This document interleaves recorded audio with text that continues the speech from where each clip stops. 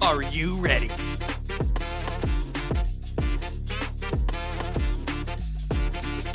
It's time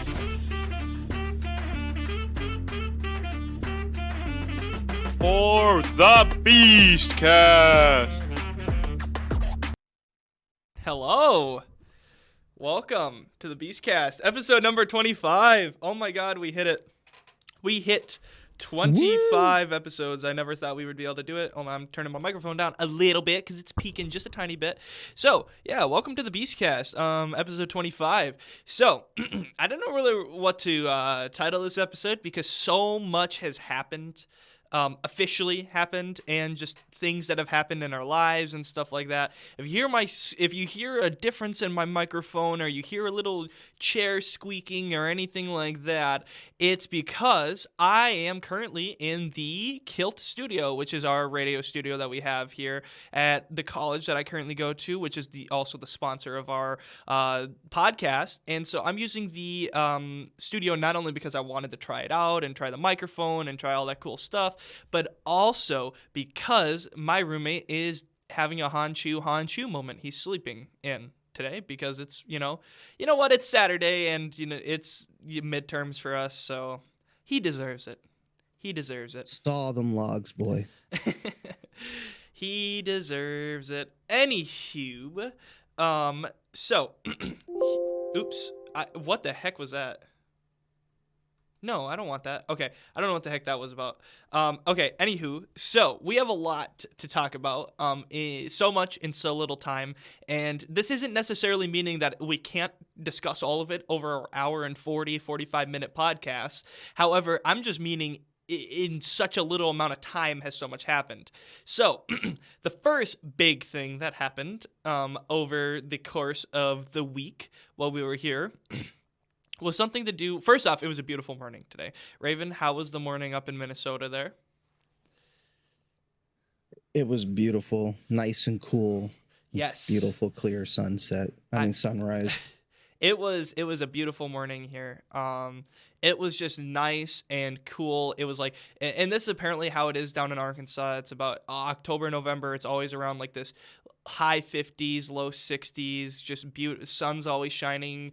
Feels like 65, 66. It's just perfect, man. It's just great weather. It's like the weather that you would want year round, Dude, I love 60-degree weather. Wish it would stay forever. I know. Dude, San Francisco, man. It's the only place pretty much you can get 60-degree weather all year. Yeah, I'm not going there. Yeah, until your car gets broken into.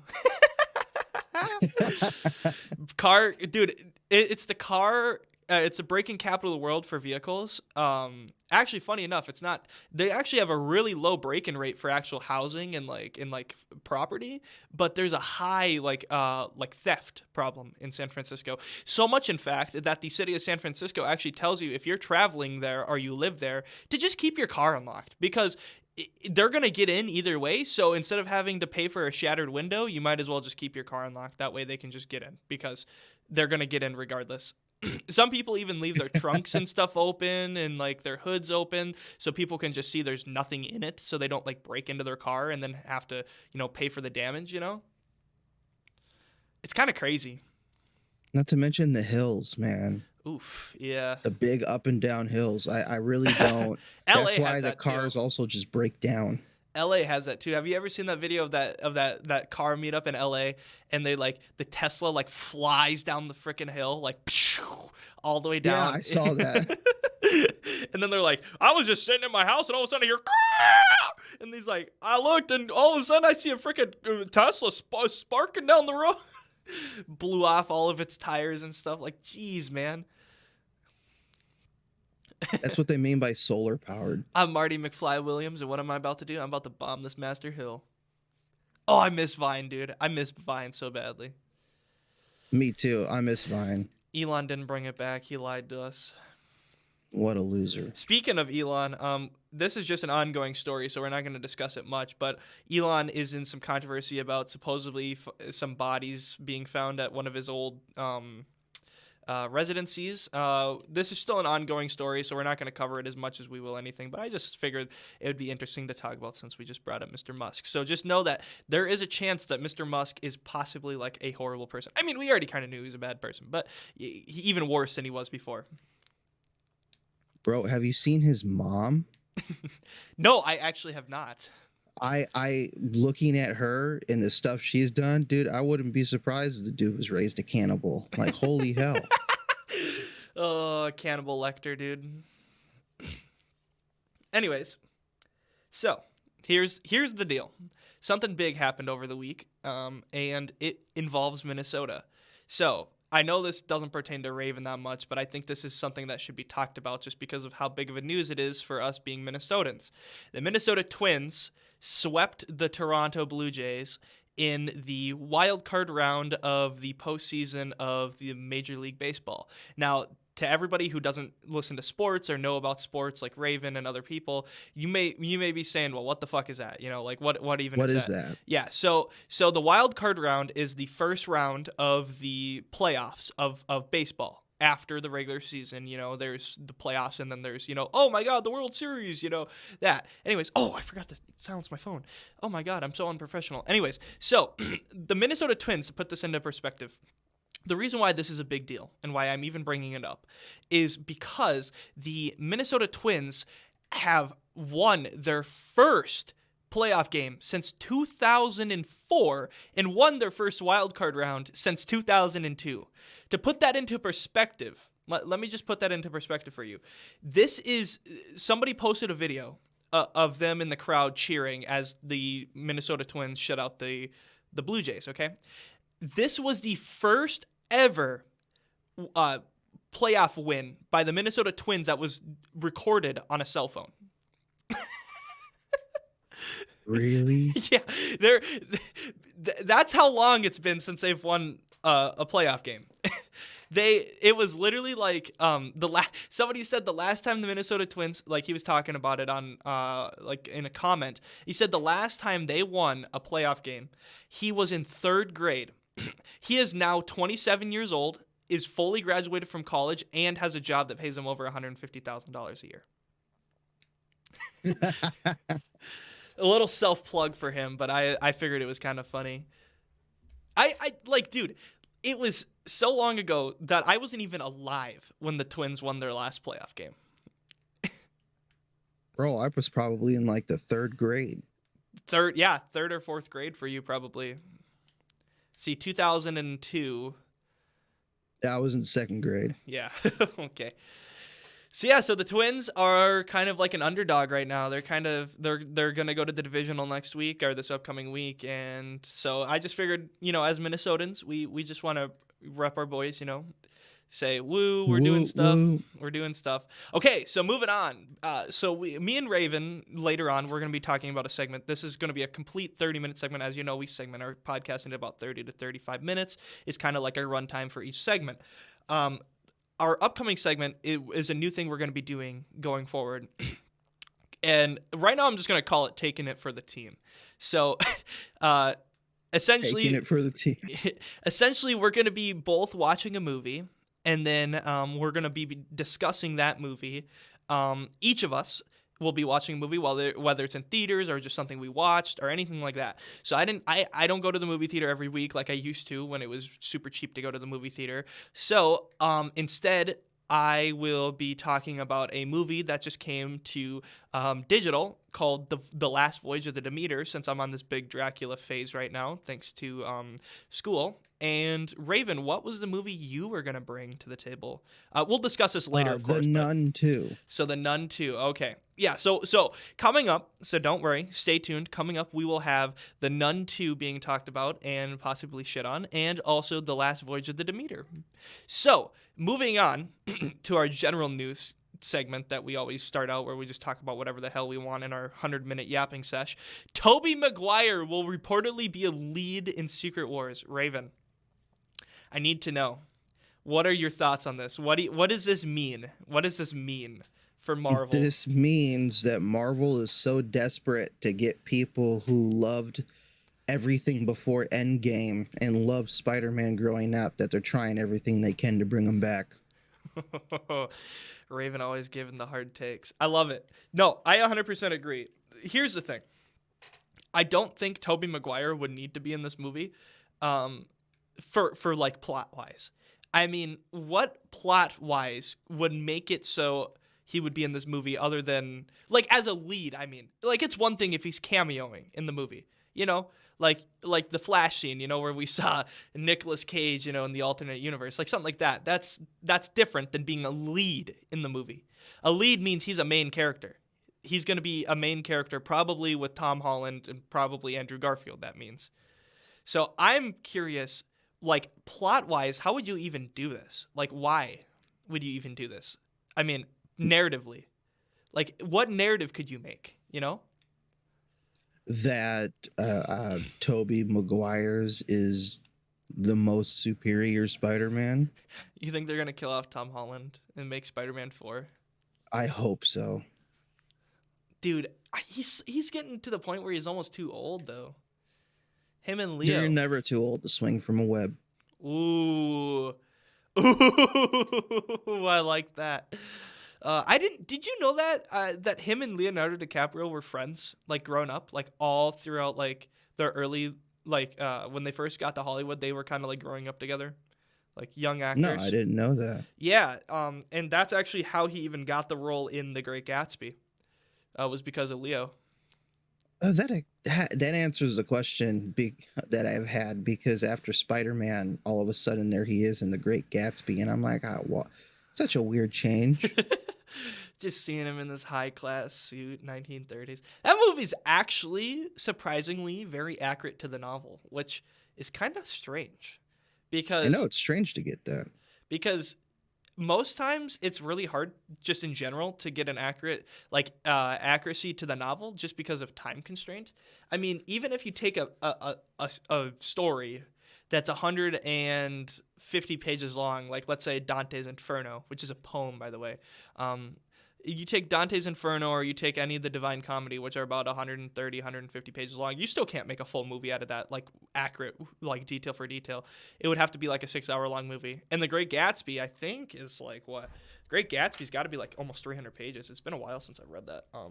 It could have been easy to follow the book page for page, depending on the pacing of the story. That's if you true. have something that goes from thing to thing with a lot of subplots, it can't be. But if you have like, there was a book I had read when I was growing up where the 20 pages I had read for a chapter, a big long 20 pages, was literally just two people talking between each other, and you could easily film that. That's true. And also The Great Gatsby is only 208 pages, and around 200, early 200, like, count, so like 200 to 220 pages in most prints.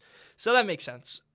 I mean, and yeah, that's the thing about The Great Gatsby, is it's a lot of dialogue. I mean, out of that 208 pages, let's just say rough 210 pages. Out of that rough 210 pages, almost 60% of the story is just straight character talking to another character, like nothing actually happening, you know? Like, or something's happening, but, like, it's character dialogue, straight dialogue. Like, it's not like, I walked into this and this was happening.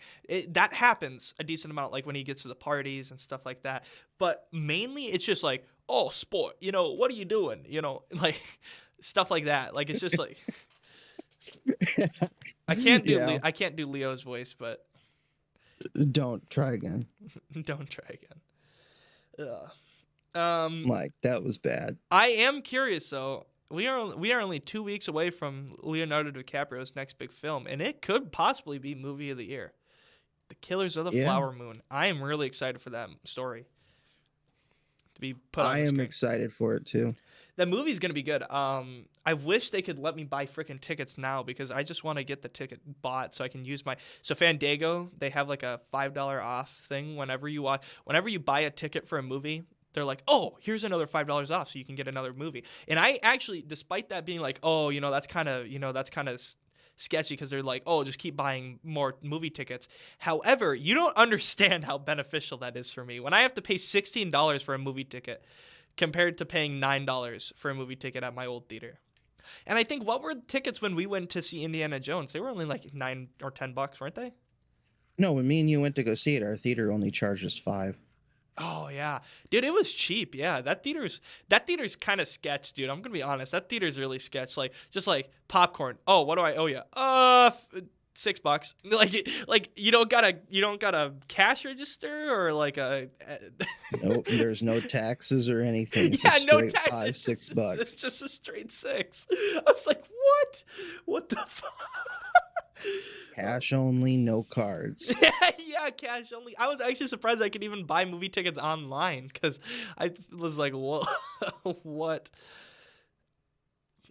And then they were You're gonna just come in and you're gonna experience this theater. You're gonna experience it with cash, boy. It's like actually a 1940s theater, dude. Dude, honestly, if I could, okay, let's say hypothetically, I could only travel back in time for like 2 days. All I would need is 48 hours. I wouldn't even go back to see if, Jesus was real. I wouldn't go back to see if the Big Bang was real because, well, I'd die. If that's true, I'd be in just space, just, just fucking, my brain blows up. But, I wouldn't try to see any of that, okay? I would go back to the 1960s and I would experience a 1960s movie theater. Like early 1960s, before Vietnam. Like, I'm talking like seeing spaghetti western when color is just starting to become very prevalent in most movies.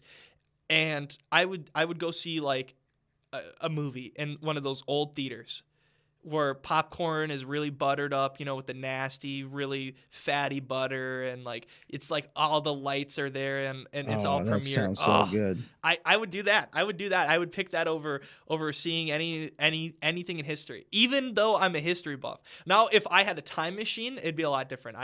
It wouldn't be my first category because I'd be like, oh, I could always come back there. My first thing, if I had a time machine, where if I didn't just get to pick one time period,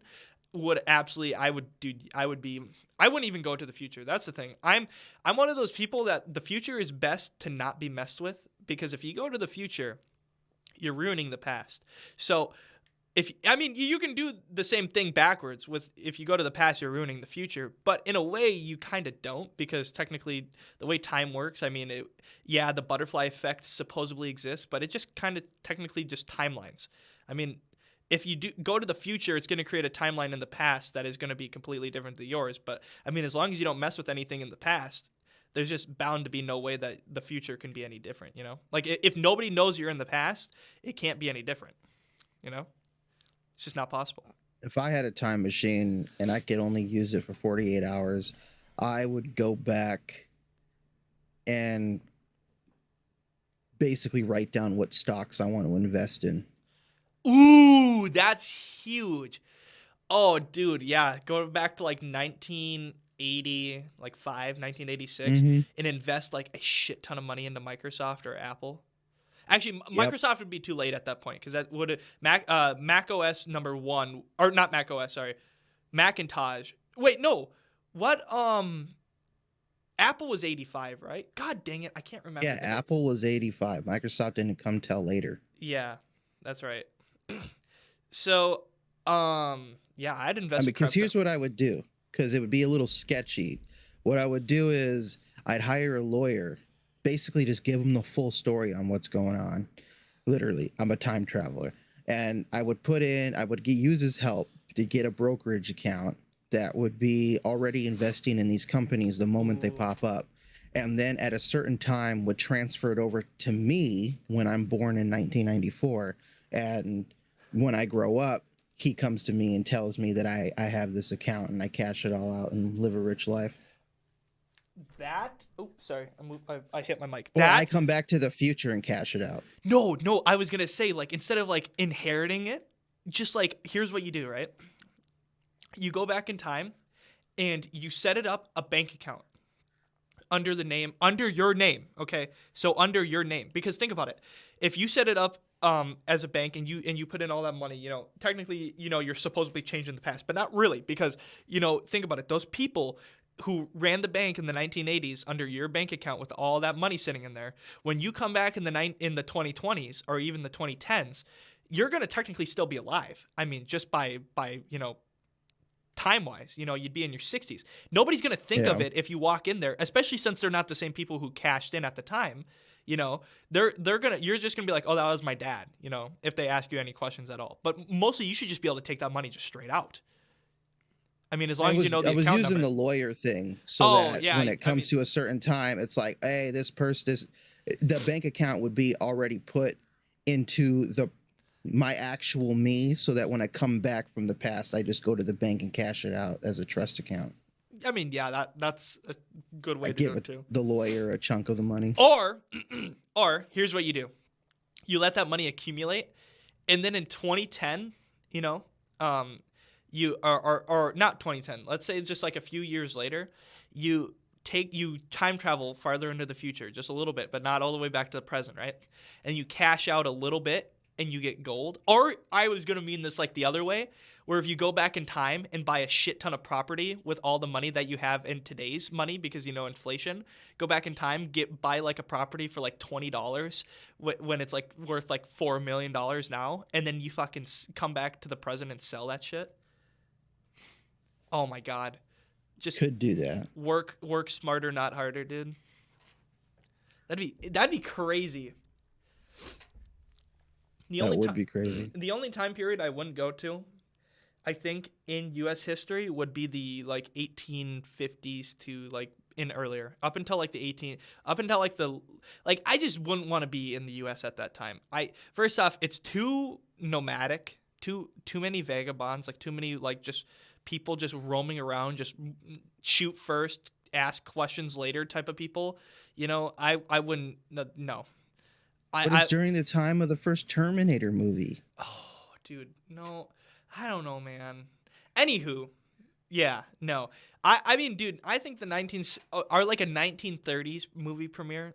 Oh, that'd be great. Oh, that would be amazing. Have you ever watched King Kong, the 1931? I've seen parts of it. No, I haven't watched it in full. It's a good movie.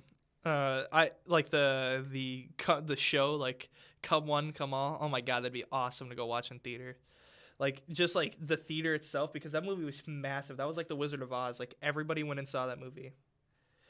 I would want to go see Laurel and Hardy live. Ooh, or yeah, like go see famous musicians that are dead. Like, oh my gosh, dude, like Mozart or something. What if he's just actually like shit though? Like, what if he sucks? Because like we have such a high standard for his music, from all these recordings of people doing it good. What if he just wrote the music, but he just like sucked at like performing it? He's just a dude playing around on a piano. I would want to go see like the Beatles live. I think that would be kind of cool. Or like, I don't know who else. Frank Sinatra would be cool to see live. Freddie Mercury would be cool. You wouldn't want to go see Queen live at that that's what I was just about to say. Africa one? I was just about to say, dude, I would love to go see Freddie Mercury live. Heyo, heyo, heyo. Did you watch Bohemian Rhapsody, the biopic? Yes. Yeah, I did. Did you know that Oppenheimer has officially passed it as the most successful biopic by movie sales, by like ticket sales? No, I did not. Good for Oppenheimer. I still haven't seen it. Oppenheimer has over $1 billion gross domestic box office.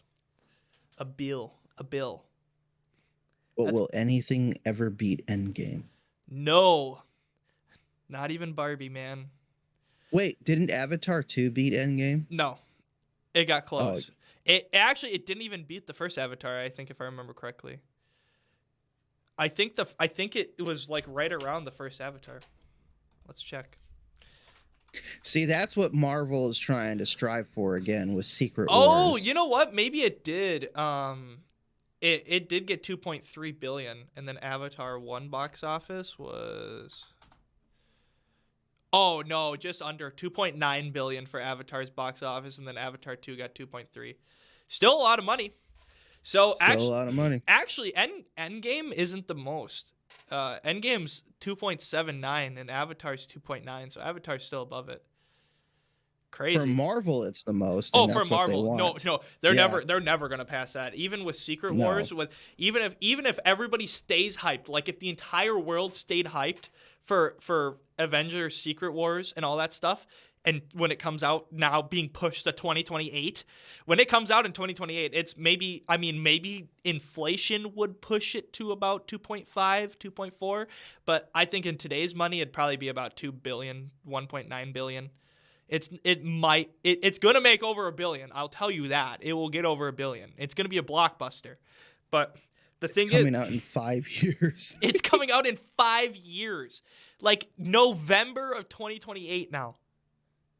All the kids hyped up for it are going to be too grown up and forgetting about it. No, all the kids are gonna be they're gonna be old enough to drive to the theater themselves. I remember, here's the scary thing. So I remember going to see an Infinity War, and it was really weird, like just thinking about those memories of not being able to take myself to the movie theater, because I went for my friend's birthday, my friend Charlie. Shout out to my boy Charlie. We might get him on the podcast at some point as a guest. He's a really cool dude. He's exactly like us. He's kind of like just rants. He kind of has very strong opinions. Anyways. His birthday, I remember his mom took us to a pizza place, actually Jake's, where I ended up working at. She took us there and then took us to the movie, and I just remember, like, that was how I lived for so long. Like, if I wanted to go to a movie, I had to have somebody take me there. Like, I couldn't do all this stuff myself. Like, I almost forgot that at one point I was just a needy brat, you know? It's so weird. You don't remember that? I do. I mean, I remember it, but it's just like I almost forget how it feels to be like that, where you're like dependent on so many people, you know? Like I don't think I could ever be that dependent on people again, which is strange. But that's inspirational, man. I remember the first Marvel movie I saw. I didn't see Iron Man in theaters because I was fucking 3.5 years old. So, unfortunately, I did not. But the first Marvel movie, did. I know you did, you fucking old bastard. Anyways, the first Marvel movie I saw in theaters was Civil War. Because before that, the movies I watched, I was never a big superhero guy. Like when I thought of superheroes, I was like, oh, those people are weird. I don't like those superhero fans. You know, they're nerds. Like, that was like how I was when I was younger. Meanwhile, I would sit and come home and analyze Call of Duty Zombies, frickin' Apothecan scriptures, and try to learn the Apothecan language. Like, I wasn't a nerd myself. But anyways, so...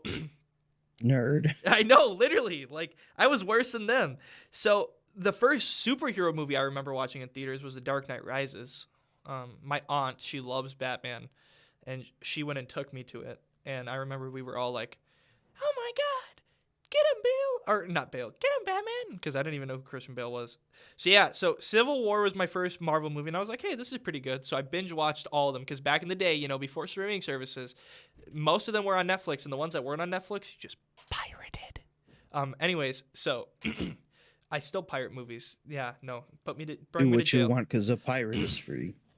You wouldn't download a car, would you? I would, actually. Dude, me too. Shout out to my boys. Shout out to my boys putting cars on the internet. Anyways, so then I binge watched all of them. And shout out to Netflix back in the day for being amazing and actually having movies. It's crazy how the world has come to. So I watched most of them. I was like, hey, you know what? This Marvel stuff's pretty cool. And I got kind of into it a little bit. And then I watched all the movies pretty much in theaters. And then when I finally got into my movie buff phase in like 2017, 2018, that was when Infinity War came out, and it was nice. It was a good movie. Infinity War was the best out of all the Marvel movies. The only thing that Endgame did better than it was just the big fight scene. I literally had to watch that movie like 3 times just for that fight scene, and each time I had goosebumps. I liked Infinity War because of how many people in the theater were actually crying. Ooh. And then the news reports that I had came home to like a day later where you had a woman who went to the hospital because she fainted. You had a freaking kid that got kicked out of the theater because he was crying too much. You had like everybody was just like so like the idea that Thanos won snapping his fingers was like the best thing ever to experience at a premiere live. Do you know what that reminds me of? My man. Do you know what that reminds me of? So I still am a big Star Wars nerd, but one of the best one of the movie premieres, like the I went and stayed up and went to a Thursday night movie premiere. Back in the day when they had Thursday night movie premieres, when you would be the first person to see them. They still have them every once in a while. I went and watched the Spider-Man 3, the one with Tobey Maguire and Andrew Garfield, all that. Anyways, so Thursday night, 2015. You want to guess what movie I went and saw the premiere of in 2015? Star Wars, The Force Awakens. And it was something. That movie made people cry. Because everybody thought the movies were going to be good. Exactly. Dude, even to this day, I pretend The Last Jedi and the Rise of Skywalker doesn't exist and just watch The Force Awakens, because it's like, dude, there was so much to go from here. Yeah, and actually, they cut out a scene in The Force Awakens, which pisses me off. So everybody wonders how the lightsaber got to the planet. I can't remember if it's Jakku. No, it's not Jakku. Jakku's the other planet. It's anything. It's whatever that dust planet is that Rey's on to start. Everybody wonders how that lightsaber got there. And there's actually a cut scene from the movie where it shows the lightsaber actually being on the Death Star, and it actually and it blew up and it was traveling in space for the longest time, and it finally it finally got sucked into the orbit and kind of asteroided itself because it had so much force power, force energy. Anyways, I wish they would have kept that in. Anyways, I remember, so essentially, to everybody who's never seen The Force Awakens, which if you haven't, that's crazy. To everybody who hasn't seen The Force Awakens, essentially it's just Star Wars Episode 4, A New Hope, just reskinned. It's essentially the same plot, same movie, except the ending of the movie, instead of having a fight scene it has a lot of parallels. So it does a lot of opposites of what the other movies did. So the final fight scene is the exact opposite of the final fight scene of Episode 3, which was the last Star Wars film we got, where instead of them fighting on a fire planet, they're fighting on the polar opposite. They're fighting on a cold, snowy planet. Just stuff like that. It's essentially just a reskin with gender swap and a little differences in characters. And it was a good movie, for just the sole reason that it's a bad movie now, but had it set up something that could have been good. And if it would have set up something that would have been good, it would have been a good movie. But it just goes nowhere, so that just automatically makes it a bad movie. Yeah, that's what sucks. The only thing one thing is like Rey having bad cinematography and stuff. You could argue that for that movie is the only movie you can argue her having bad cinematography, because she doesn't know how to do anything yet. She's not a Jedi. Her beating Kylo Ren is crazy though. I still don't understand how they just let that happen. I personally think they should have kind of done Infinity War style, where she kind of loses but kind of wins. It's maybe at most a draw, where it's, yeah.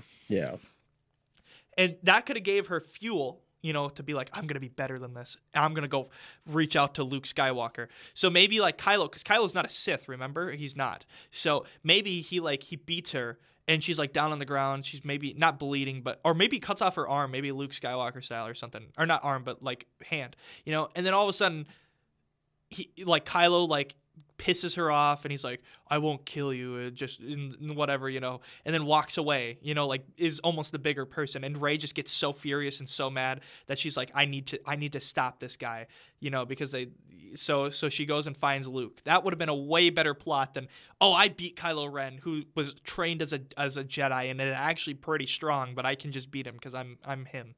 I'm her, sorry.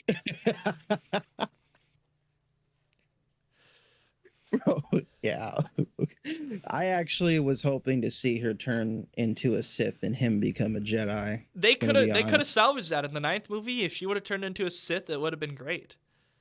If they actually revealed that the reason why she had a connection to Anakin Skywalker's old lightsaber was simply because she was a Palpatine that ended his bloodline, and that the Force was communicating her destiny to end this misguided Kylo Ren and Luke Skywalker, and she literally just flipped that way into being this descendant of Palpatine that is rising to power, since she can just magically shoot lightning out of her damn fingertips whenever she wants to accidentally. Yeah. That would have been amazing. You want to know what's even stupider? The Rise of Skywalker has her shooting lightning accidentally, and I know she didn't mean to because she thought she killed Chewie, but nowhere does she try to do that again the rest of the film. Yeah, I know. There's just so many things wrong with that movie. They fly now. Anyways, no, I hate that movie. And I also, the one thing I absolutely hate about that movie is her stupid Sith self.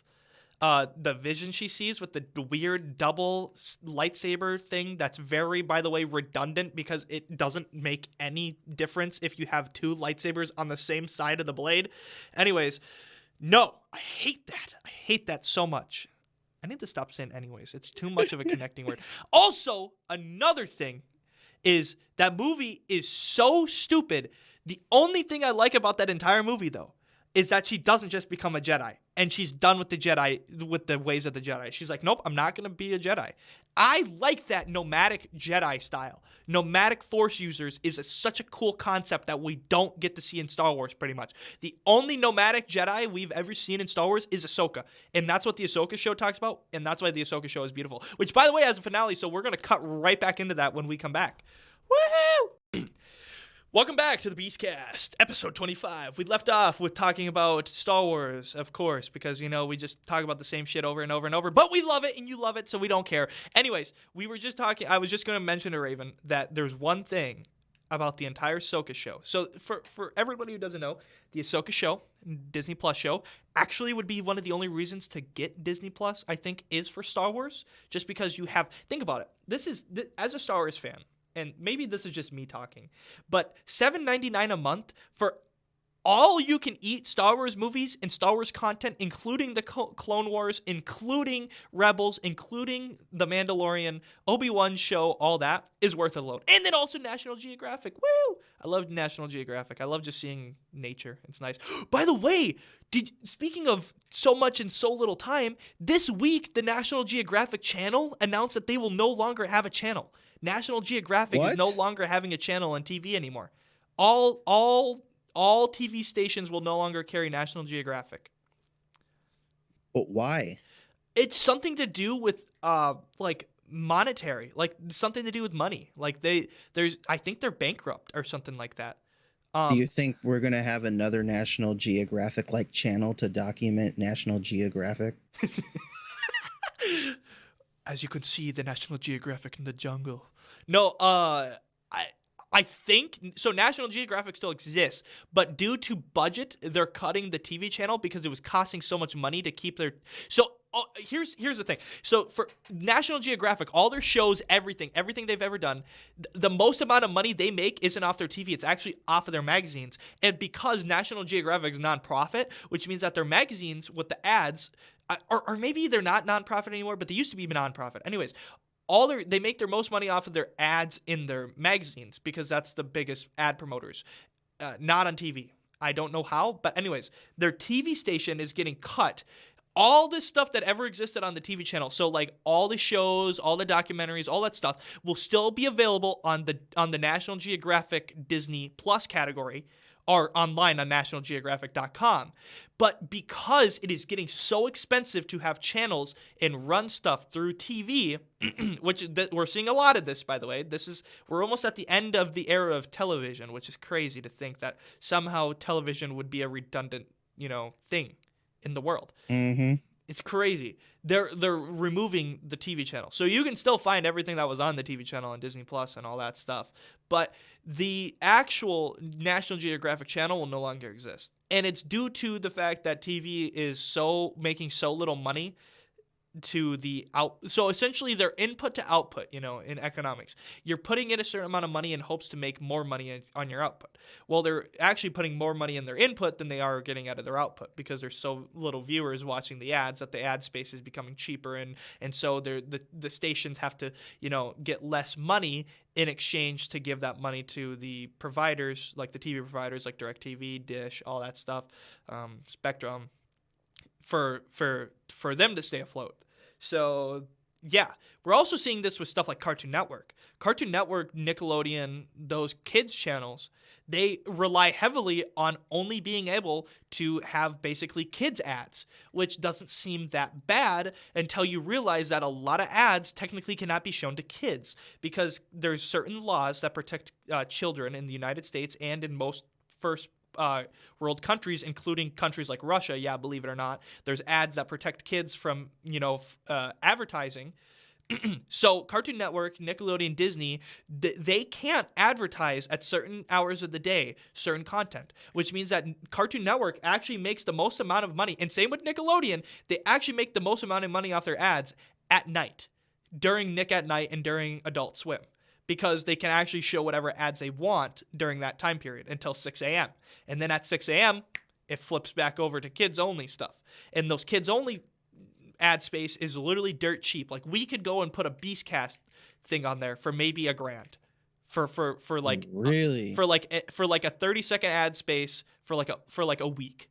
It'd be maybe like $1,000 or $2,000 to put an ad at like 11 a.m. Like during like right after an episode of Fiona and Cake or whatever the new Adventure Time spinoff is. I don't remember, which apparently is really good, but I've yet to see it, which also isn't a kid's show, so it technically wouldn't be on there because it's not really a kid's show. It's kind of like a TV-14 show. It's kind of like it's kind of like what they wanted to do with regular show, where they wanted to do an adult version. But the thing about, before you go like, oh, that's stupid that they do an adult version of regular show, you got to remember who J.G. Quintel was, the creator of that show. He literally made a cartoon, which actually got him the job at Cartoon Network, where the characters literally take mushrooms in a gas station and get high as fuck, and then they decide, oh, you're turning into a gumball guy. Oh, you're turning into a blue jay. Oh, that's pretty funny, So that's why they wanted to make an adult version of that show. But Adventure Time, I didn't know why they wanted to make an adult version of that show. That did not need one. But I mean, yeah, it's just interesting. It's just kind of crazy. I mean, TV was such an influential thing in my childhood. It's just crazy to think that that's YouTube now. YouTube is like the childhood TV for children. Yeah, essentially it is. I mean, kids would rather watch Livy Dunn, Gronk, Ohio, level 3 GAT, Did You Pray Today, Duke, Dennis, Kai Cenat, than they would watch, Dog with a Blog on Disney Channel. It's crazy. Man, Dragon Tales. Ooh, what was your favorite kids show growing up? So you would have been right at the peak of when Cartoon Network was formed in the 1990s. So like what like on Cartoon Network, Nickelodeon, or Disney, like what out of the three, which was your favorite? What was my favorite? Channel. Channel or just show? Well, we'll go into show too, but like out of those three channels, like which one were you always like? TV. Ooh, okay. Couldn't miss my Sonic the Hedgehog, Kirby, and when Kirby was a show. Wait, are you talking about the one that has that Sonic cartoon that has that amazing intro song? Sonic X. Yes, Sonic X. Hold on. I have the first 2 episodes on my Game Boy Advance. I actually have the DVD for Sonic X. Dude, yes. Sonic X, Kirby. Is that a Japanese? No, 4Kids TV was like it was I mean, like that show. No, I don't know if it's Japanese. I just know it was in English when it aired for me. Oh, I missed that. There was another one too. There was like a Sonic TV show. That wasn't the Gotta Go Fast one. And then SpongeBob was Nickelodeon was, and then right around 2005 is when my entire life became about nothing more than Avatar: The Last Airbender. Oh, dude, do you know who made Avatar: The Last Airbender? Like the showrunner for that show? Who? Dave Filoni. Oh, he did a great job on that one. He show ran that entire show, and they thought it was so good that Disney came to him and said, "Want to make a TV show for Star Wars?" And he said, "Yeah." So then he made the Clone Wars. And then the Clone Wars turned into, "Oh, we actually hate you because we're Disney now." And then all of a sudden they're like, "Wait, no, we actually love you because actually everybody loves the Clone Wars." So here's what we'll do. You'll make one more season of the Clone Wars that talks about the end of the Clone Wars. And then we want you to help make an Obi-Wan show. And then also help make The Mandalorian. And he goes, "All right, bet." So he did that. And then Wait. He made Obi-Wan? he helped he wrote Obi-Wan, and then it was directed by that woman who did a really good job. So there's like four main directors so there's four main directors of live action Star Wars. There is the guy who plays the one guy from Marvel in Iron Man. What's his name? Jon Favreau. There's Jon Favreau, Dave Filoni, there's the Asian lady, and then there's that other lady who only directs Mandalorian episodes. I can't remember her name, but she's also really good. The four of them are very good directors. They have very good vision. So look, I just need to say this, okay? Because you said something that triggered me. The director for Obi-Wan sucked balls. You think so? She ruined a good script. Now that I know who it was, she ruined a good script because one, the little kid that played Leia was trash. Okay, and there are a few parts of the show where I don't want to watch the full show again. I actually want to skip through it to the parts that matter. Like I want to see Vader holding down a ship and completely owning that chick, okay? And then I want to see the battle between Obi-Wan and Vader again because that was really impactful. I could tell where that script really shined with the dialogue they had between each other.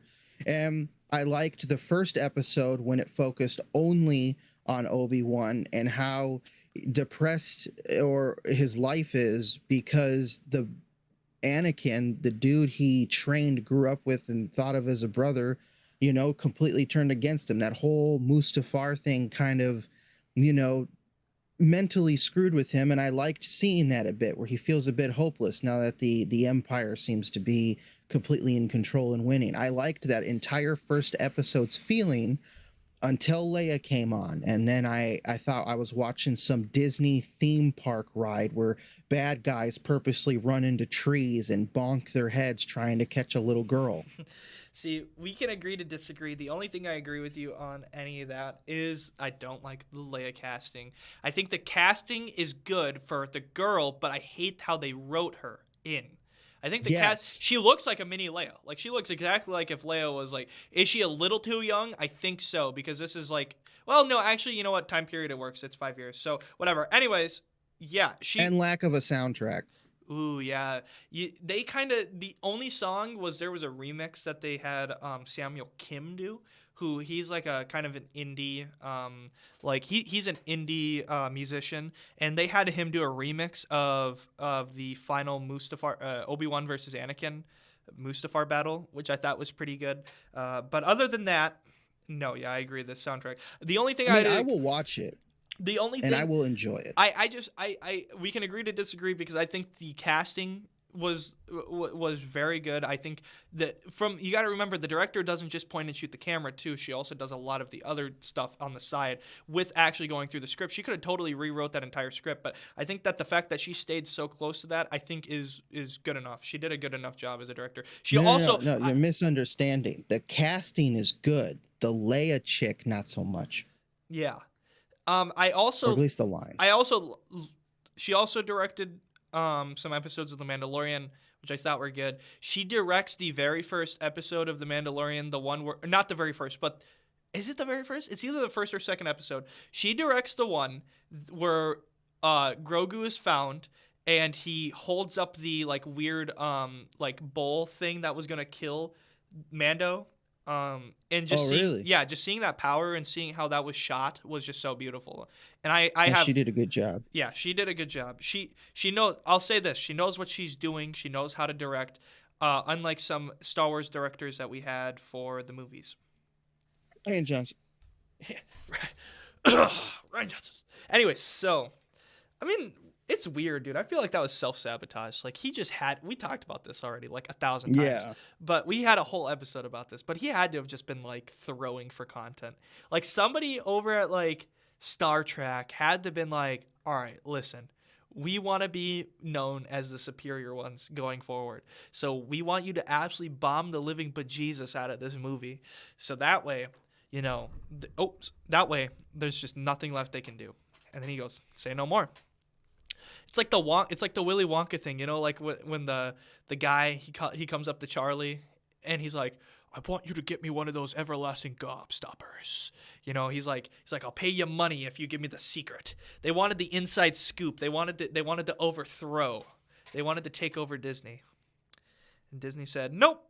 They said, I don't like how Joss Whedon screwed up Justice League. Dude.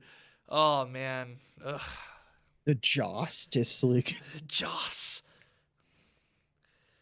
Joss. No, it's kind of funny, though, that Jon Favreau is, like, one of the good directors of all those shows, because you would think that he would be like, oh, he's the funny guy that plays, you know, the fat guy who runs all of Tony Stark's stuff, you know? But yeah, he's actually just, like, a really talented director.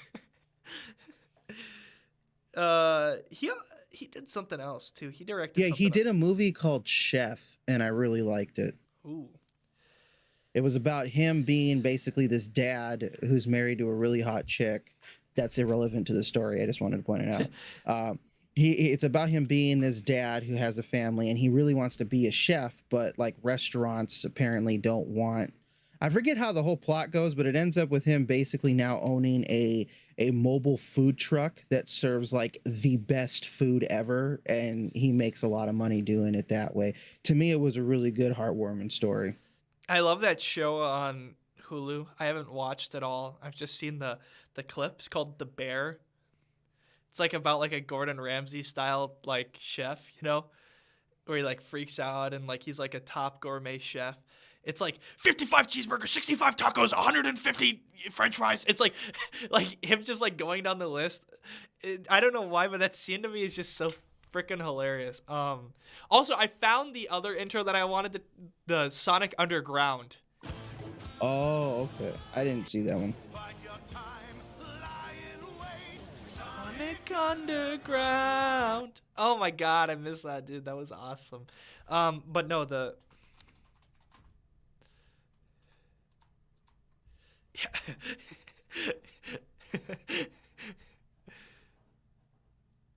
where is it? I can't find it. No. Okay, it's gone. It doesn't exist. 55 cheeseburgers. Have you seen that Pay It Forward sketch is hilarious. The one where he's like, what's it called? Where he like goes through the drive-thru and he's like, actually, I'll pay for the people behind me. And they go, oh yeah, okay, you know, okay, sure. So he pays for the people behind him, which is like $9 or whatever, and then and then he immediately freaking like rolls around to the other side of the McDonald's and orders like 55 fucking cheeseburgers because he waited until somebody got in front of him and then goes behind them and then fucking orders like 55 cheeseburgers. So then the Pay It Forward, the guy fucking looks behind him and he's like, what the? And he goes, you gotta pay it forward, man.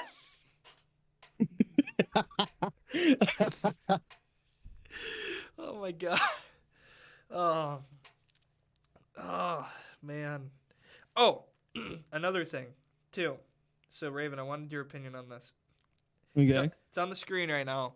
So Elder Scrolls 6 will not be coming out to PlayStation 5. Microsoft documents reveal, despite, and this is what I saw from IGN, despite them saying all this time, well, they were beating around the bush about it, but despite saying, no, you know, it's not going to affect anything. You know, Elder Scrolls is still going to be on all platforms and all that stuff.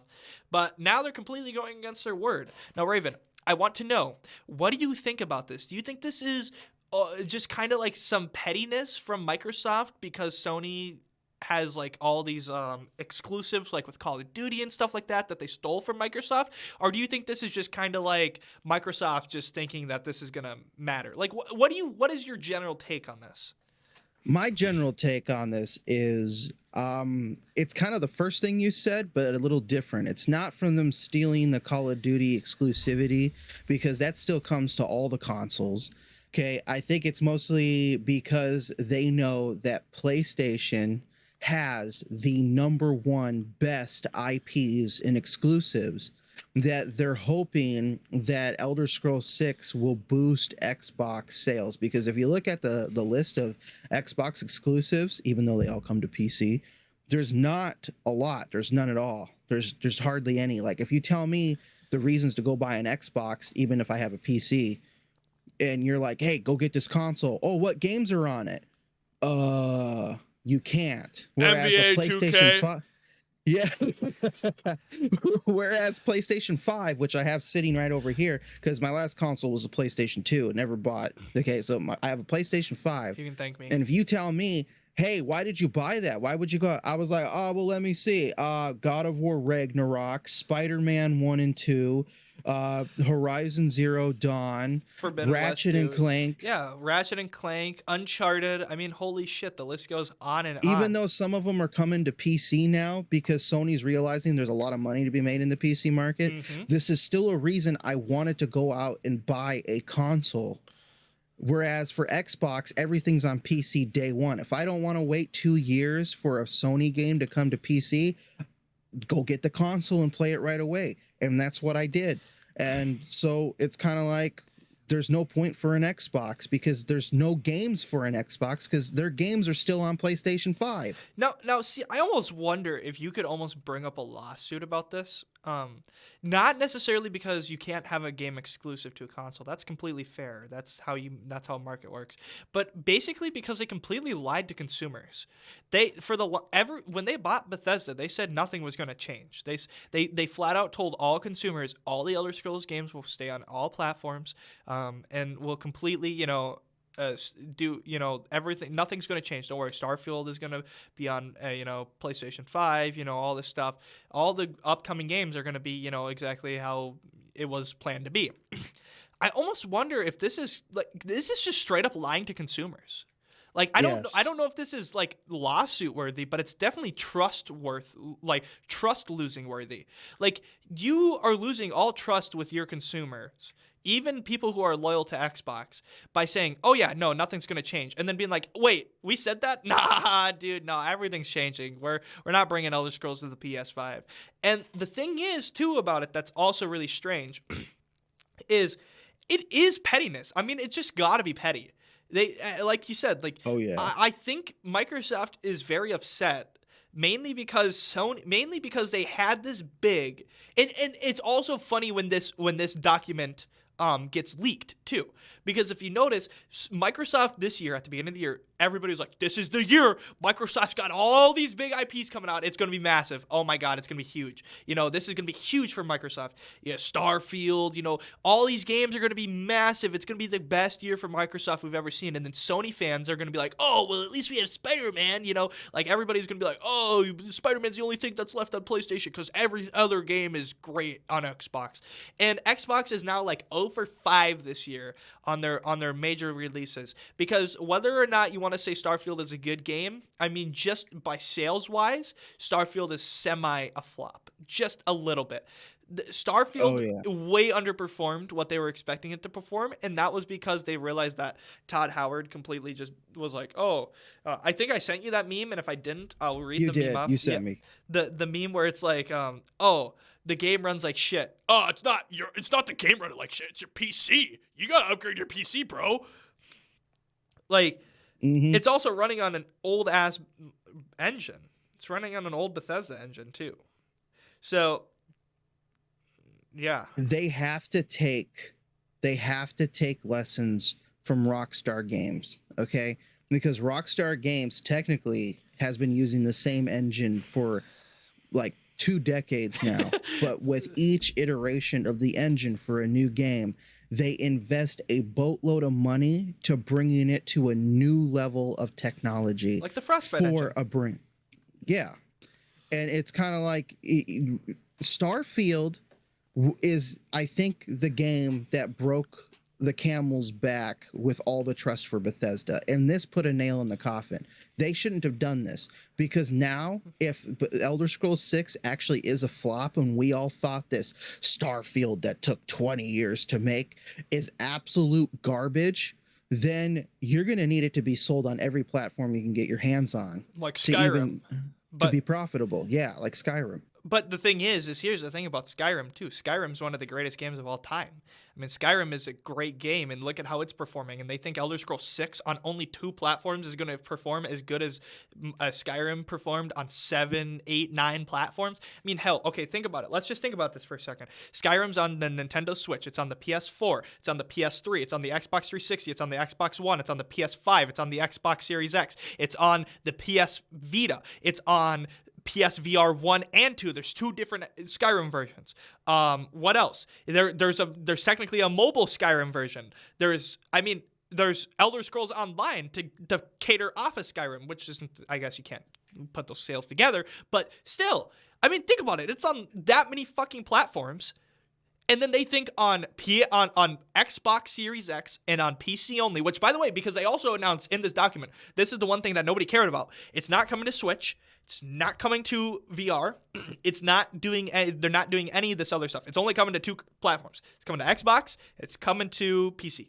Which, by the way, I mean, sure, yeah, whatever. You know, Sea of Thieves, games like that are very successful on only being on 2 platforms.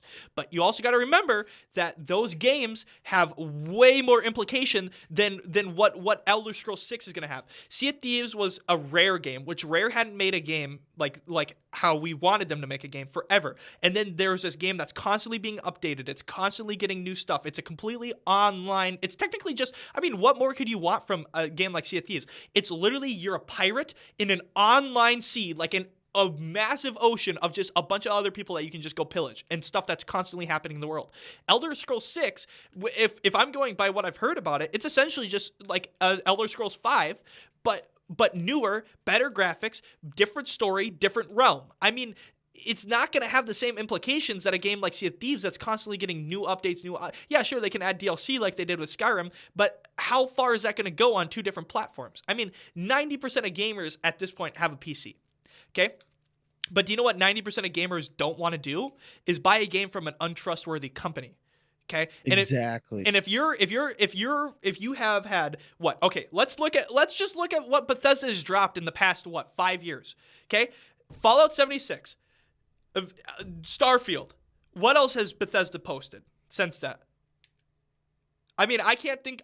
Maybe Bethesda has published some games, but Bethesda Game Studios has published what? Fallout 76 and Starfield. Fallout 76 was a flop and lost all of its trust. Even if the game is good now, has lost all of its trust with its consumers. Okay. Starfield did the exact same thing. Over 20 years, Starfield was supposedly this massive game that was been in the making forever, and it's completely not what anybody wanted. I mean, it maybe is what some people wanted, but it's completely underperforming, and nobody trusts the company anymore.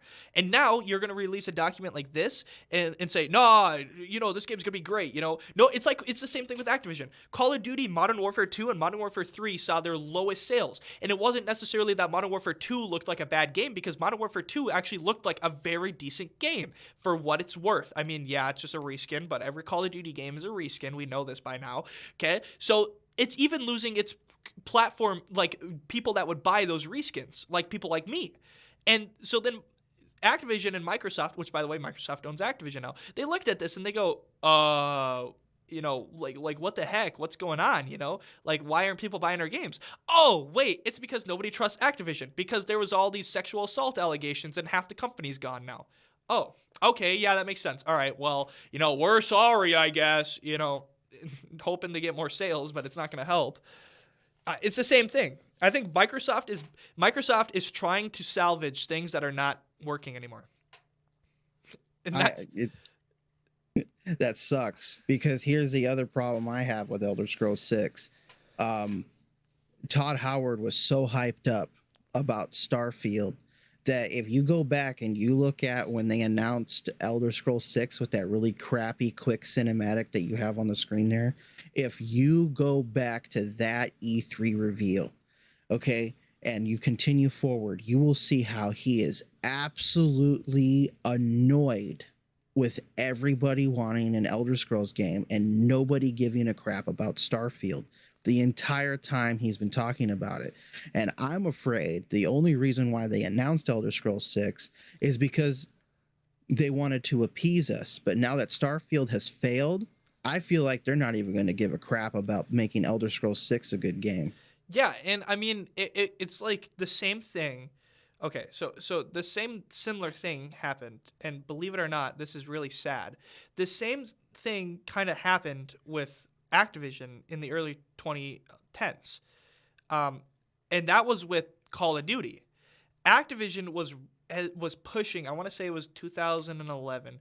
Was pushing Call of Duty really heavily, and when Modern Warfare 3, when Infinity War came out, or not Infinity War, Infinity Ward, okay, not Infinity War, Infinity Ward, they are the creators of Call of Duty Modern Warfare, okay? So they made MW1, Modern Warfare 2, Modern Warfare 3, and the new Modern Warfare 1, Modern Warfare 2, Modern Warfare 3. They made Call of Duty Ghosts, Infinite Warfare, all those games, okay? So they were coming off of their most successful game ever, Modern Warfare 2.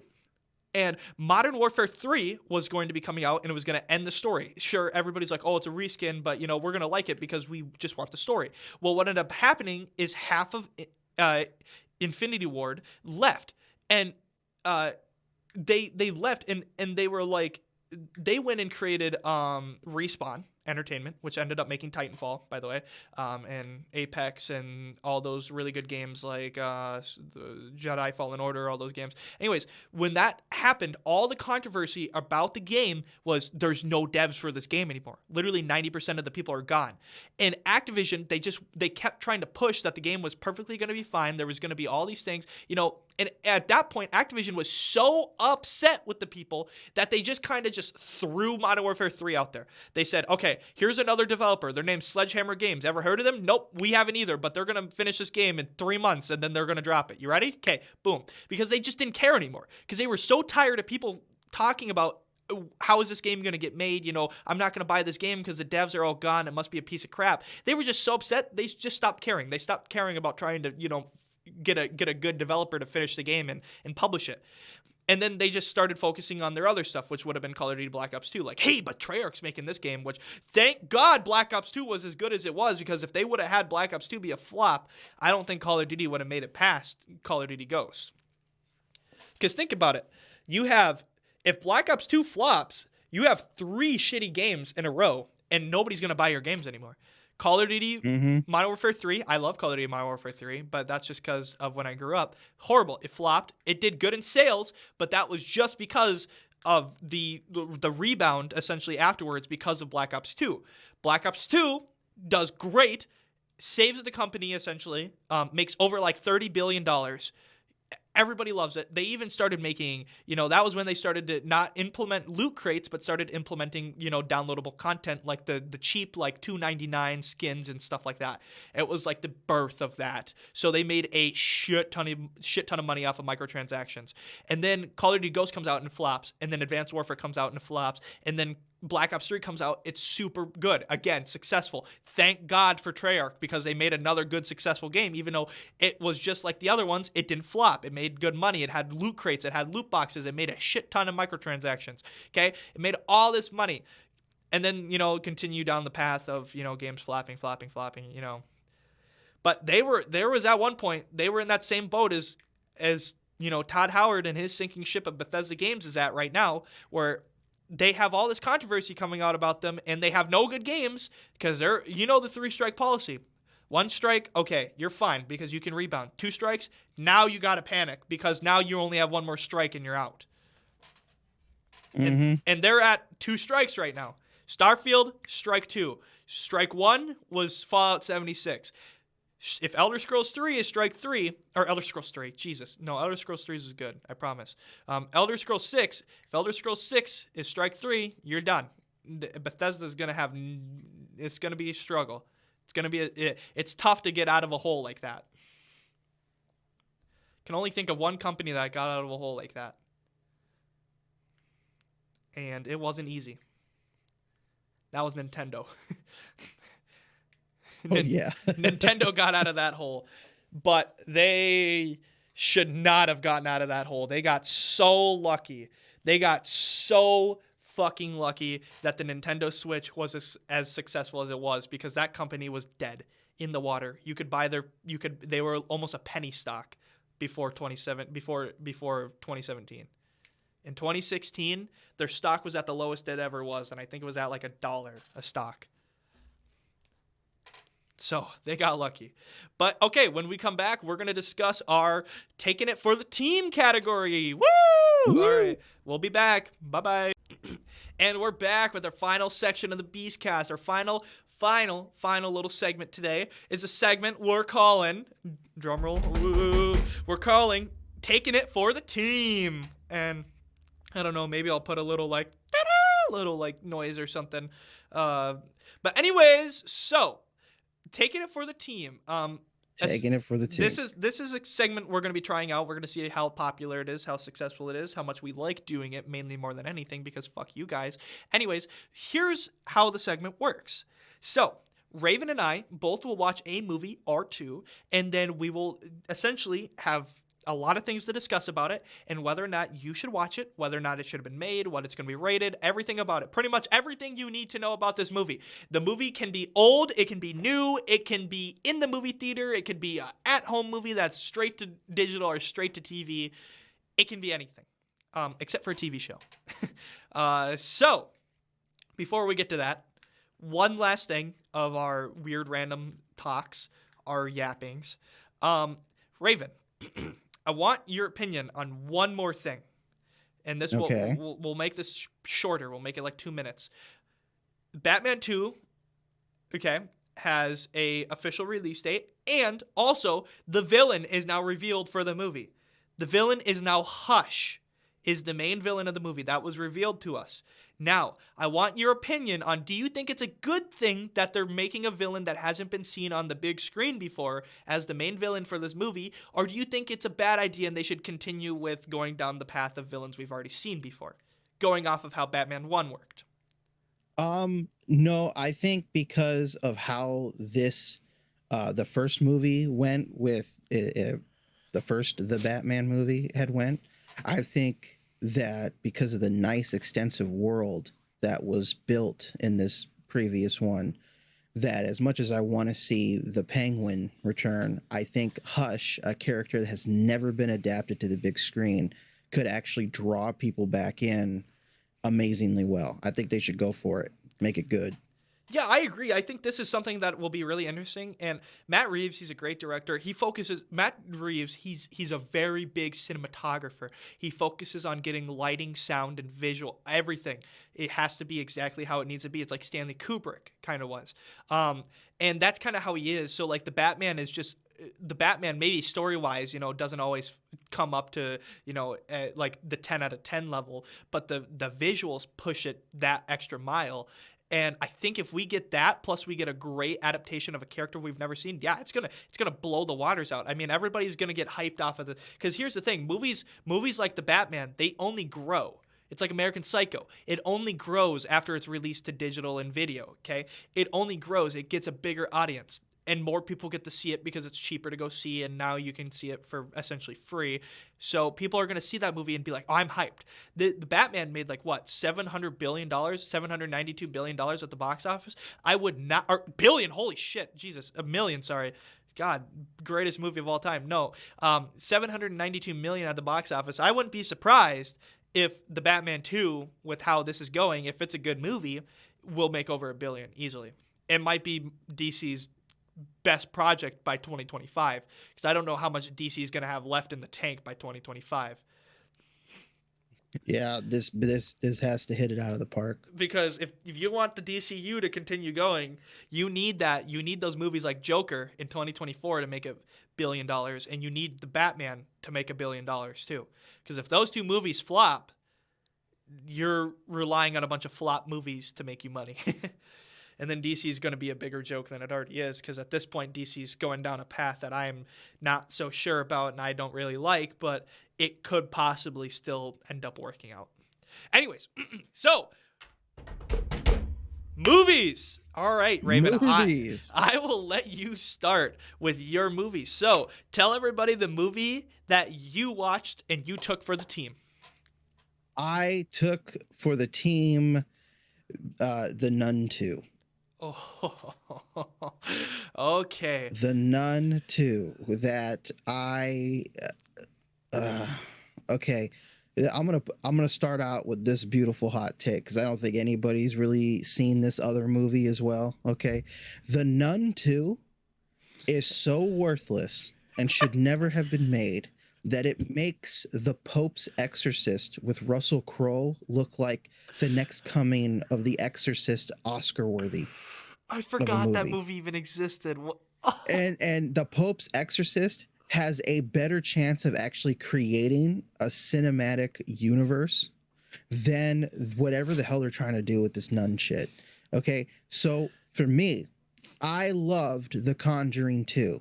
Okay, I felt like James Wan actually brought something brand new to horror movies in terms of his cinematography and how he brought it about that made the movie worth watching.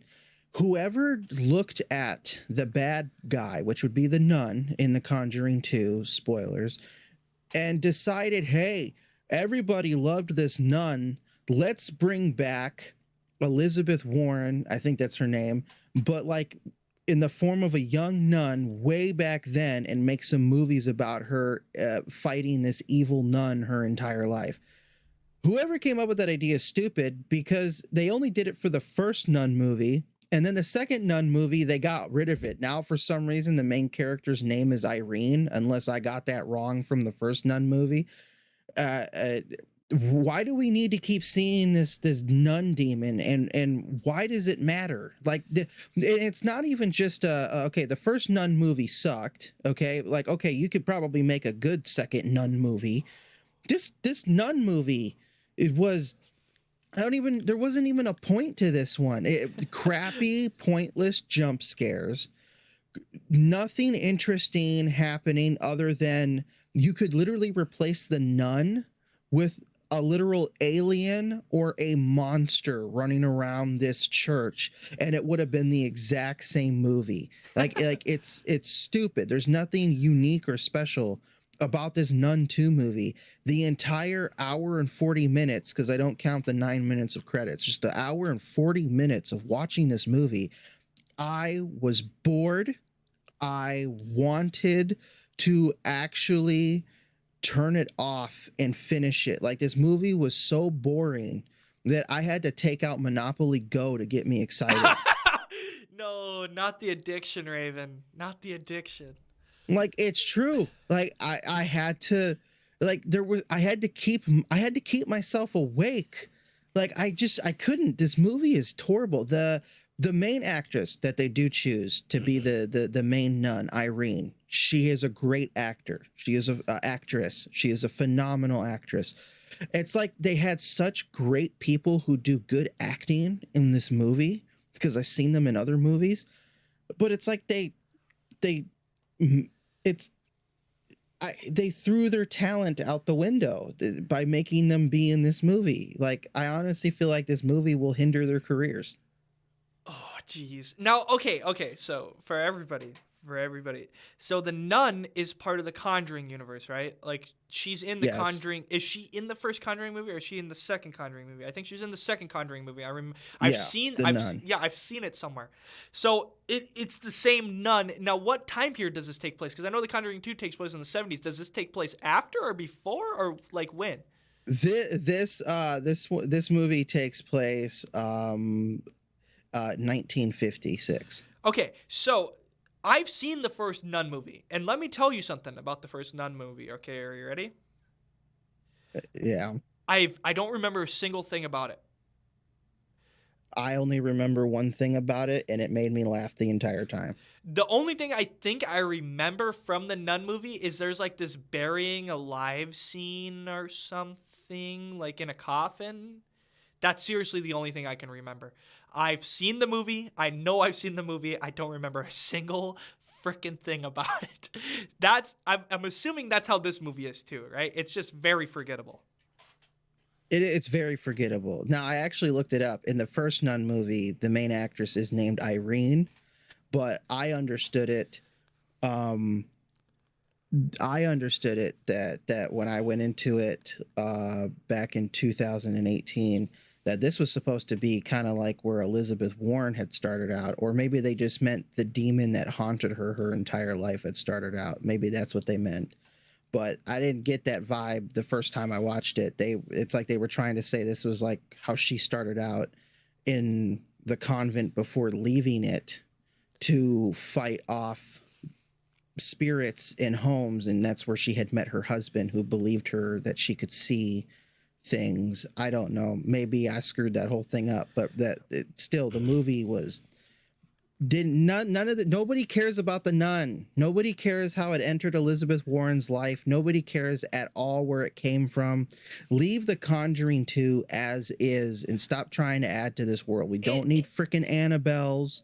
We don't need, like, stop it. You can't. The Pope's Exorcist, funny enough, actually has a unique and original story that can be made into a cinematic universe, as funny as it sounds. That movie could redeem itself. These two movies can't. I don't care. And also, I mean, like, people barely cared about Annabelle. I mean, and she was like the biggest person from any of those movies. I mean, let alone the Nun. I mean, it's such a cash grab. Okay, so the question I want to ask you is, if you would have saw this in a movie theater, would it have made any difference? Would you have been like, oh, the vibe is just nice with the nice loud sound, and would you have maybe got jump scared a little more in a dark setting, or like what? Like, would that have made any difference at all to your viewing? No. If I had to watch it, if I actually paid money to see this in a theater, I would have got up halfway through and walked out. And I never do that to films. I would have got up and walked out. I'm still so ashamed of myself. I walked out of Blade Runner 2049, and I was naive. Okay, I'm young. I was young. I've only walked out of one movie, and that was the one movie. I probably would have walked out of a movie like that too. I remember seeing The Nun, but I'm not even gonna try to watch this movie at all. And I mean, the sad thing about those like horror movies like that is it's like so, what's the word? It's so unenjoyable to watch almost, because it's like, what's gonna happen, like the plot, like everything pretty much. Like, it's like horror movies like Saw are different because they always throw you a curveball, and stuff is always happening that's different, and you don't want to watch it for the horror. You want to watch it for grotesqueness too. But in a movie like that, like, you don't get any of that. You don't get, the stories are always so bland and to the point. That's why I like The Conjuring 2 though, is because when it reaches the climax of that film, past what seems like cliche hauntings, but I think the hauntings were done cinematically very beautiful. James Wan, to me, did an amazing job. But when it gets to the climax, where Lorraine Warren, not Elizabeth Warren, I'm really sorry, I screwed that up. Lorraine Warren had started figuring out who this the nun demon. She couldn't expel the nun demon's name. She couldn't expel the nun demon without knowing the demon's name. And then you get to see that the name of this demon has actually been right in front of our faces in every scene of the movie.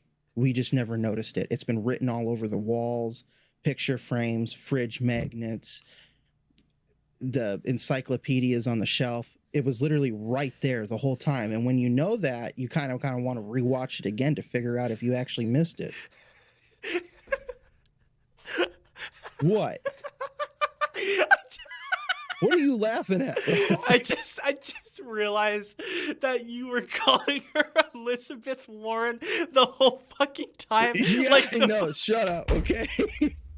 like the fucking the senator from.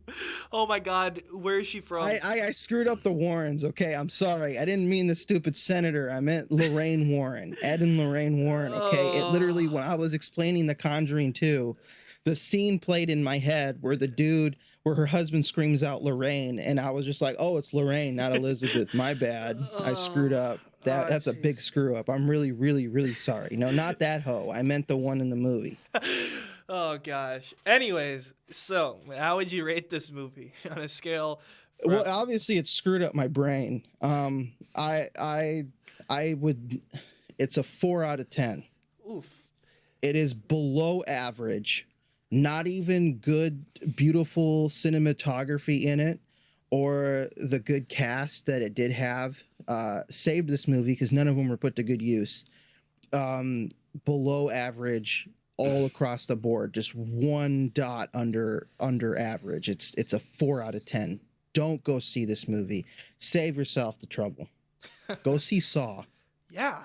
I mean, dude, if you got a movie in the movie theater right now to go see that's a horror movie for Halloween, go see Saw. If you want something that's bloody, gory, go see a movie like Saw, or like hell, like any movie that's not The Nun, you know? So, you took one for the team. Tell us about it. So, I took one for the team here, and I watched The Last Voyage of the Demeter. Now, I don't know if you've read Dracula, and I don't know how many people in here have read Dracula. I'm hoping if some people from the school are listening to this, they might be in my class, and we just read Dracula, which, by the way, is a fantastic novel. A little rushed at the ending because he kind of wanted to make a sequel, and he never did. But it's like classic horror. Like, it is just classic horror. Bram Stoker, he has a very... The nice thing about Bram Stoker, too, is Bram Stoker, as a writer... He doesn't use a lot of big words even for his time. So he kind of is a very good inspiration for people that if you want to become a writer, you don't have to be a very sophisticated and knowledgeable person because he makes a lot of mistakes in that, and that's still one of the most iconic novels of all time.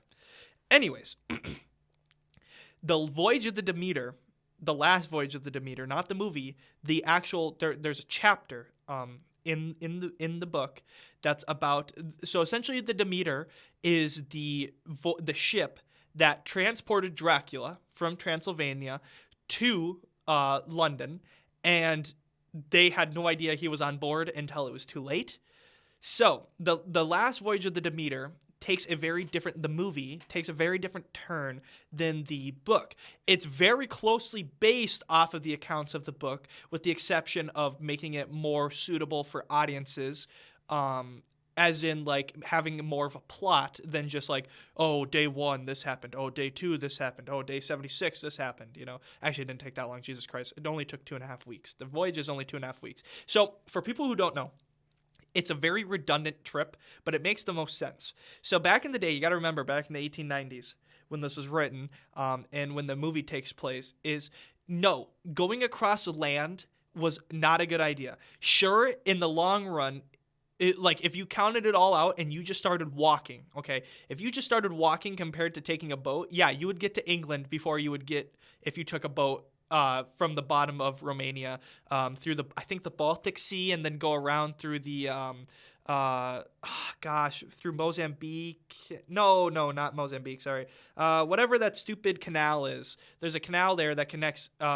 It's essentially going right by Africa, going around all of those funny European countries, and then going around into the Atlantic, and then going into England. So that's the route that the Demeter takes, because Dracula is transporting a bunch of stuff. He's transporting a bunch of holy earth, soil, because Dracula has to bathe in holy soil to keep himself alive. It's a pretty weird and crazy concept, considering that he's like the embodiment of all evil, but that's just how it works. So he has to carry like all this cargo with him. He has to do all these things, and so they take the ship because in the long run it'd be faster than trying to carry a whole, brigade of people to carry all this stuff across land. And also he could then stow away at the bottom of the ship and not have to worry about being caught. However, it takes a turn because he realizes that over 2 weeks, Dracula can't just cross the ocean because of There's biblical reasons for why he can't, because this is a very it's Anglo-Saxon, and it's a very Christianic? Yeah, sure, Christianic novel. So it takes a lot of Christianity and a lot of concepts from that in that novel. So Dracula can't cross oceans by himself, so he has to take other forms of like voyage, like on a ship or in a box, stuff like that. So he stows away at the bottom, and he realizes, oh crap, it's 2.5 weeks. I need to feed on people's blood. So he decides that he's going to go feed on the people of the ship, and so he basically essentially terrorizes them, and that's why it's called the last voyage of the Demeter, because it will never voyage again, because all these people that ran the ship are dead. They get sucked alive.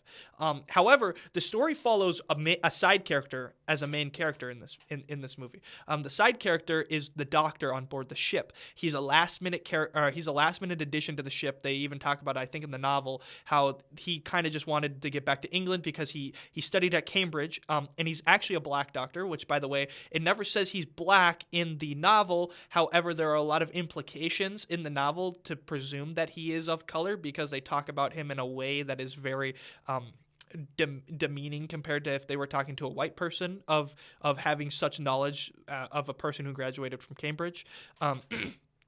So he is black in the movie, because they take that kind of side plot and they kind of roll with it, and so he is essentially the last person alive in the movie. Like, he's the last person alive on the entire ship. The captain dies, all the crew dies, and if you want my opinion, this movie is actually very good. Now, with that being said, however, keep in mind, I got to remind you, it's very good as a movie, as being, if you want to understand the story of the Demeter, okay, compared to Dracula, well, you ain't gonna get that. The story itself is a great movie because it just kind of follows, like, it's kind of a cool concept. You're trapped on a boat with this thing, because in this movie, Dracula is in this like weird, gross state. Like, he's not like humanesque. He's more like of this like weird devil spawn thing with wings, kind of. And he essentially, it's like kind of scary. It's like real horror. I mean, could you imagine being trapped on a boat with this thing that's just killing off your crew one by one, and there's like nothing you can do no matter how hard you try to find them?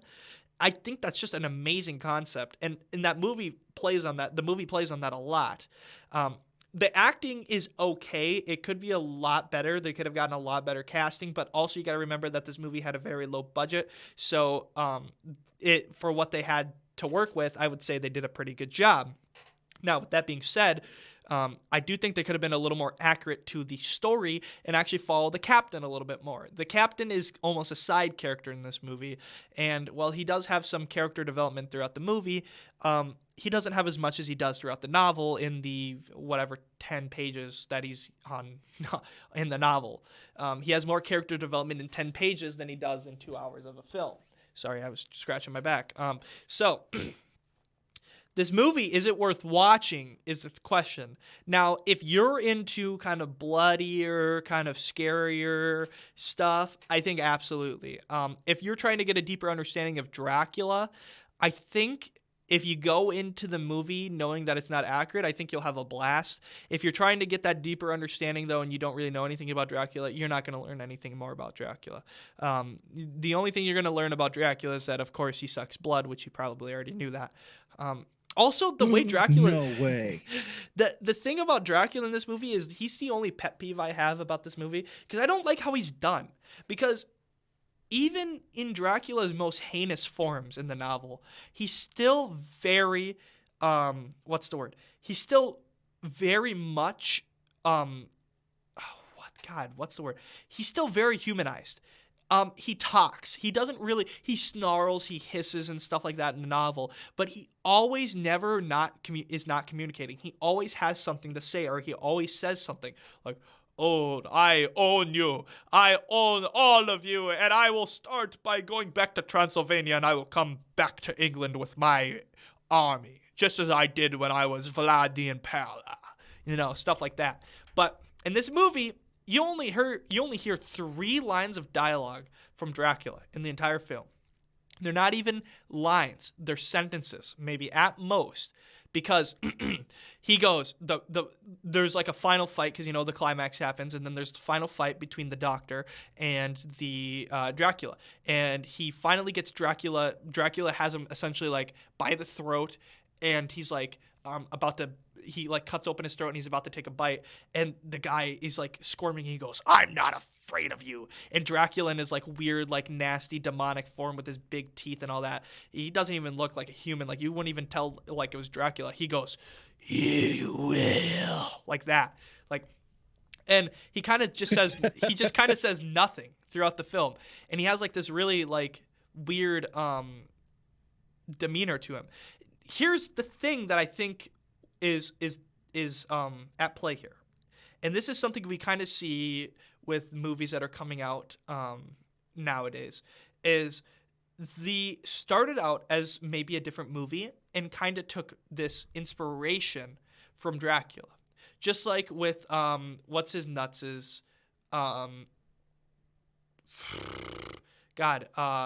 his Star Wars movie that's now a Netflix movie. God, why am I blanking? Oh my god. Raven, help me, please. Save me my dignity. No. Oh, man. Zack Snyder. There you go. Yes. So essentially what Zack Snyder's doing, but in reverse. So instead of making his own movie and then turning it into a Star Wars movie, that's essentially what this was. It was taking their own movie and then turning it into a movie based off Dracula. Because you could remove the Dracula implications and still have this blood-sucking vampire creature. And if it wasn't Dracula, it wouldn't matter. I mean, it doesn't matter.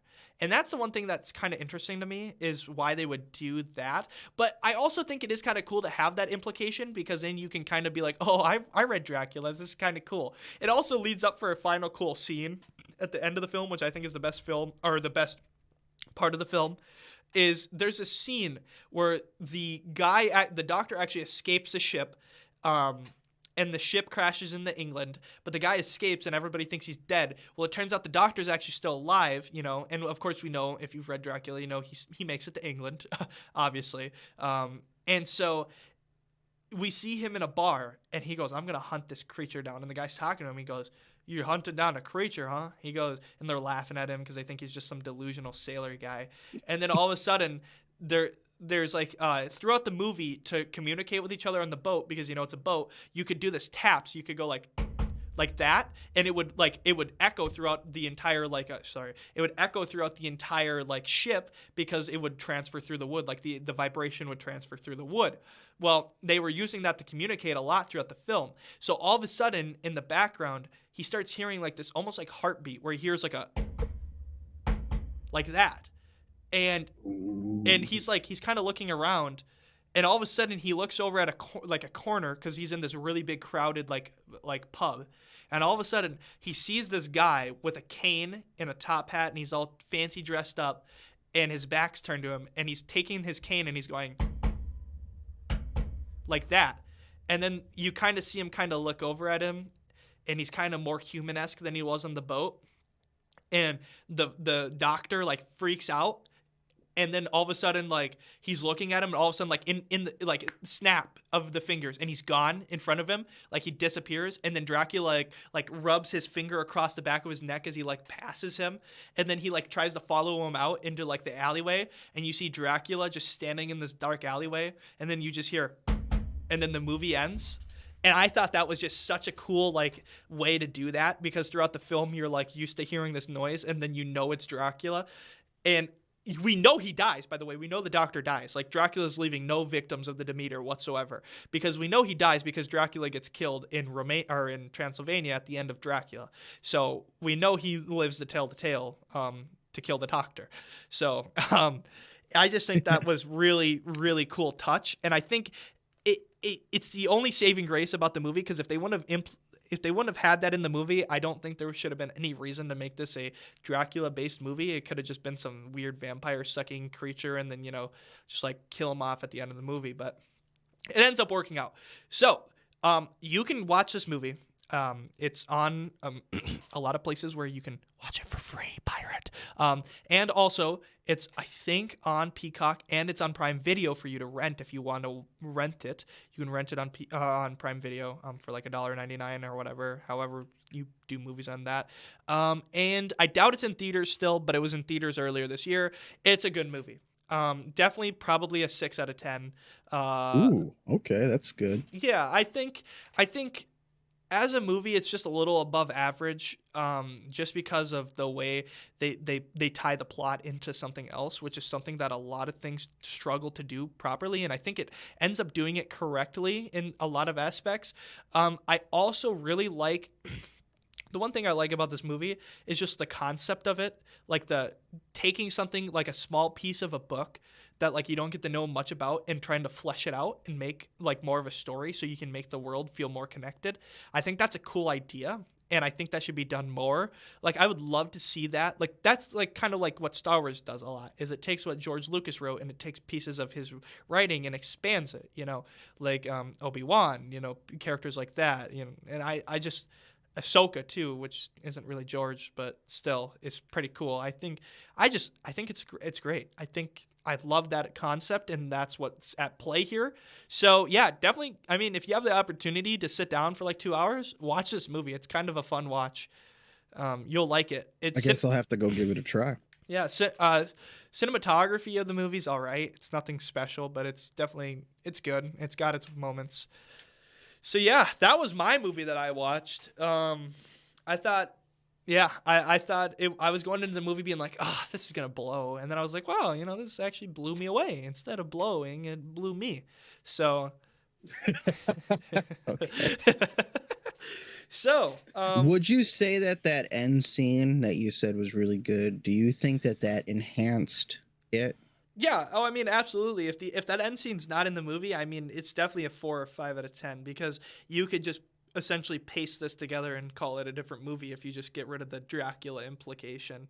It could just be like the last voyage of like the SS Stupid or something, you know. It doesn't have to be the last voyage of the Demeter. I mean, but because it has that last like minute and a half scene, I think it ends up fleshes it out just perfectly. It comes full circle, and you realize what the director is trying to do, and it's a cool concept. I like the idea. Well, that's good. Yeah, I know. At least your taking one for the team turned out good. Yeah, I mean, dude, if we continue doing this, yours is eventually going to be good, man. You gotta. I mean, I don't know. Maybe next week just watch a good movie. Okay. No. I'll find. We'll just keep finding the most heinous and horrible movies and watching them. I wonder what movie I'm gonna watch next week, because I'm kind of at a loss of a movie I want to watch. I might watch 65. I might take one for the team and watch that Adam Driver movie 65. That just came out. That like released only on streaming services because it was so bad it didn't even get a box office opportunity. I'll take one for the team and watch The Meg 2. Ooh, okay. Yeah, 65. What are people thinking about it? It has a 3.0 star in Google. 54... Oh, you mean 65? I watched that. Okay. But I want to hear your opinion. Okay. It didn't do good in the box office, but I guess it made more money than the budget. Now, have you watched Moonfall? Yes, I have. I love that movie. That's a good movie. I'm going to be honest. I think it gets shit on. More than it needs to. It's just a stupid little film. I love it. I know. It's just a stupid little film. I think people lost their idea for creativity, okay? Because I loved the idea of the moon and what it was happening, because at first it seems really wacky and stupid, but then when they go to the moon and you discover the big secret, because I don't want to spoil it, when you discover the big secret about the moon, then the whole movie actually makes sense, and people's critique about it is stupid. Yes, literally yes. Man, it's such a late 90s, early 2000s movie. I just love it. Like, it reminds me so much of like Armageddon or like Mission to Mars, like the movies. I'm looking at a bunch of movies right now that are similar to this, like these early, like Event Horizon, Apollo 13, Apollo 18, Life. Oh my God, dude. Yeah, there's so many fun movies. Oh my God, Prometheus is on here. Oof. Hey man, Prometheus was a good movie. Wait, Prometheus actually killed it at the box office. What the fuck? Yeah, it did, because everybody thought it was gonna be like, oh, Alien is returning, and they didn't like what direction they went in with the storytelling. Aliens, dude, I've never watched the second Aliens movie. You have to. I know I do. Sigourney Weaver, dude. She was in a movie I watched about a year ago, I want to say. Where is it at? Oh, she was in Holes too. That's just too damn bad. I'm tired, Grandpa.